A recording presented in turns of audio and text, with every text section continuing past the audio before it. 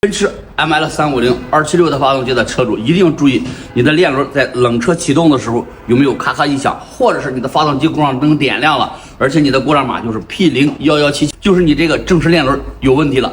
这辆奔驰276的发动机，我们已经把这个链轮给它更换完毕了。我们换的这个链轮是原厂的链轮，虽然它的费用高一点，但是它是原厂的品质，用起来会更放心。